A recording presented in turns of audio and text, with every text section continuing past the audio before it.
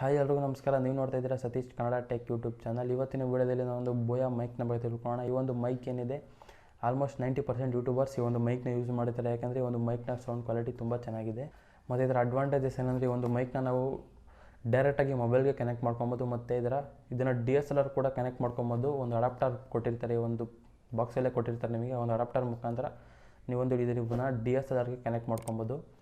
ಹಾಗಾದರೆ ಬನ್ನಿ ಒಂದು ಮೈಕ್ನ ಬಗ್ಗೆ ತಿಳ್ಕೊಳ್ಳೋಣ. ಅದಕ್ಕಿಂತ ಮುಂಚೆ ನಮ್ಮ ಚಾನಲ್ಗೆ ಸಬ್ಸ್ಕ್ರೈಬ್ ಮಾಡ್ಕೊಂಡು ಅಂದರೆ ಕೂಡ ಸಬ್ಸ್ಕ್ರೈಬ್ ಮಾಡ್ಕೊಳ್ಳಿ. ಮ್ಯಾನ್ಯಲ್ ನೋಡೋಕ್ಕೆ ಸಿಗ್ತಾಯಿದೆ. ಒಂದು ಯೂಸರ್ ಮೇಲೆ ನಮಗೆ ಇನ್ಫಾರ್ಮೇಷನ್ಸ್ ಕೂಡ ಇದೆ ಮತ್ತು ಯಾವ ರೀತಿ ಯೂಸ್ ಮಾಡೋದಂತ ಕೂಡ ನೋಡ್ಬೋದು.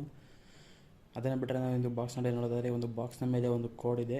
ಈ ಒಂದು ಕೋಡ್ನ ನೀವು ಸ್ಕ್ರ್ಯಾಚ್ ಮಾಡಿದ್ರೆ ಒಂದು ಡೈರೆಕ್ಟ್ ಈ ಒಂದು ವೆಬ್ಸೈಟ್ಗೆ ಹೋಗ್ತೀರಾ. ಆವಾಗ ಈ ಒಂದು ಮೈಕ್ ಒರಿಜಿನಲ್ ಅಥವಾ ಡೂಪ್ಲಿಕೇಟ್ ಕೂಡ ಅಂತ ನೀವು ಒಂದು ವೆಬ್ಸೈಟ್ ಮುಖಾಂತರ ನೀವು ತಿಳ್ಕೊಬೋದು.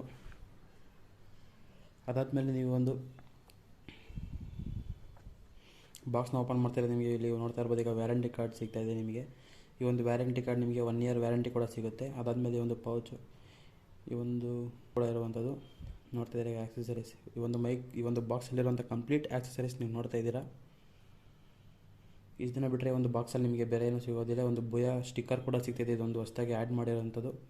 ಅದಾದಮೇಲೆ ನಮಗೆ ವಿಂಡ್ ಫೋಮು, ಒಂದು DSLR ಕನೆಕ್ಟರು, ಒಂದು ಶೆಲ್ ಕೂಡ ಸಿಗುತ್ತೆ.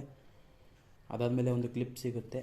ಈ ಒಂದು ಮೈಕ್ ಏನಿದೆ, ಈ ಒಂದು ಮೈಕ್ರೋಫೋನ್ ವೆಯ್ಟ್ ಬಂದು ನಿಮಗೆ 2.5 ಗ್ರಾಮ್ ಇದೆ ಅಷ್ಟೇ.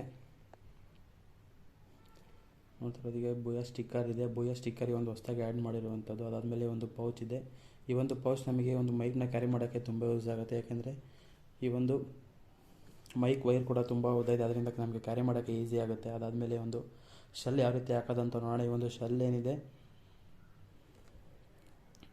ಒಂದು ಶೆಲ್ ನಾವೇನಾದರೂ DSLRಲ್ಲಿ ಶೂಟ್ ಮಾಡ್ತಾಯಿದ್ದೀರಾ ಅಂದರೆ ಮಾತ್ರ ನಿಮಗೆ ಒಂದು ಶೆಲ್ ಯೂಸ್ ಆಗುತ್ತೆ. ನೀವೇನಾದರೂ ಮೊಬೈಲಲ್ಲಿ ಶೂಟ್ ಮಾಡ್ತಾಯಿದ್ದೀರಾ ಅಂದರೆ ನಿಮಗೆ ಒಂದು ಶೆಲ್ ಯೂಸ್ ಆಗೋದಿಲ್ಲ.